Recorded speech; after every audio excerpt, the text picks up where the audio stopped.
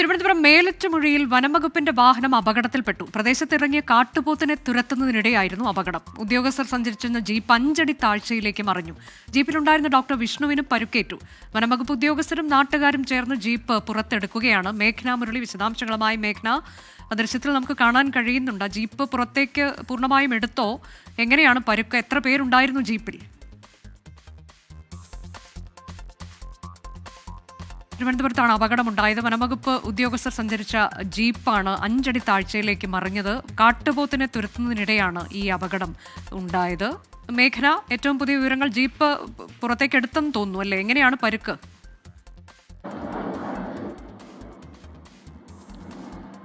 അനുജാജ്, ഇപ്പോൾ നാട്ടുകാരുടെയും വനംവകുപ്പ് ഉദ്യോഗസ്ഥരുടെയും നേതൃത്വത്തിൽ ഇപ്പോൾ ജീപ്പ് പുറത്തേക്ക് എടുത്തിട്ടുണ്ട്.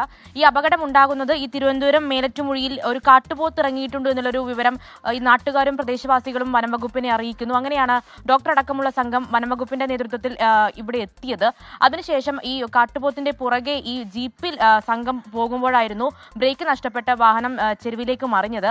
അത് വലിയൊരു അപകടത്തിൽ നിന്ന് രക്ഷപ്പെട്ടു എന്ന് തന്നെ പറയണം. വലിയൊരു അപകടം അവിടെ ഉണ്ടായിട്ടില്ല, മറിച്ച് ഈ ജീപ്പിന്റെ മുൻവശം ചെരുവിലേക്ക് മറിയുകയായിരുന്നു. അതിൽ ഡോക്ടർക്കാണ് ഇപ്പോൾ പരിക്കേറ്റിട്ടുള്ളത്. ഡോക്ടറുടെ തോളിനാണ് പരിക്ക് എന്നുള്ളതാണ് നമുക്ക് അറിയുന്നത്. ഇതിൽ കുറ്റിച്ചിൽ നിന്ന് വന്നിട്ടുള്ള ഡോക്ടർ വിഷ്ണുവിനാണ് പരിക്കേറ്റിട്ടുള്ളത്. അതിൽ ഇപ്പോൾ നാട്ടുകാരടക്കം പറയുന്നത്, ഈ ഇവർക്കുള്ള ആശങ്ക എന്ന് പറയുന്നത്, ഇപ്പോഴത്തെ ഇവിടെ കാട്ടുപോത്ത് തുടരുന്നു, കാട്ടുപോത്തിന്റെ ഒരു സാന്നിധ്യം ഉണ്ട് എന്നുള്ളതാണ്. കാട്ടുപോത്തിനെ തുരത്താൻ ഇതുവരെ വനംവകുപ്പ് ഉദ്യോഗസ്ഥർക്ക് കഴിഞ്ഞിട്ടില്ല. അതിൽ വനംവകുപ്പ് ഉദ്യോഗസ്ഥരുടെ ഭാഗത്തുള്ള ഒരു വിശദീകരണം എന്ന് പറയുന്നത്, കാട്ടുപോത്ത് തനിയെ തന്നെ കാട് കയറും എന്നുള്ളതാണ്. പക്ഷേ ഇപ്പോഴും അവിടുത്തെ ആളുകൾക്ക് വലിയ ആശങ്കയുണ്ട്. എന്തായാലും ഈ അപകടത്തിൽപ്പെട്ടത് ഈ കാട്ടുപോത്തിന്റെ പുറകെ, അത് വനംവകുപ്പ് ഉദ്യോഗസ്ഥർ എത്തുന്നതുവരെ അവിടെ കാട്ടുപോത്ത് ഉണ്ടായിരുന്നു. കാട്ടുപോത്ത് ഈ ആളുകളുടെ ശ്രദ്ധയിൽ തന്നെ ഉണ്ടായിരുന്നു. പിന്നീട് അത് ഓടുകയായിരുന്നു. അതിനുശേഷം ജീപ്പ് പുറകെ പോയപ്പോഴാണ് ജീപ്പിന്റെ ബ്രേക്ക് നഷ്ടപ്പെട്ട് അപകടത്തിൽപ്പെട്ടത്. എന്തായാലും അപകടം, പരിക്ക് ഗുരുതരമല്ല. പക്ഷേ ഇപ്പോൾ ആശങ്കയുള്ളത് ഈ കാട്ടുപോത്ത് പ്രദേശത്ത് തന്നെ, ജനവാസ മേഖലയിൽ തന്നെ തുടരുന്നു എന്നുള്ളതാണ്.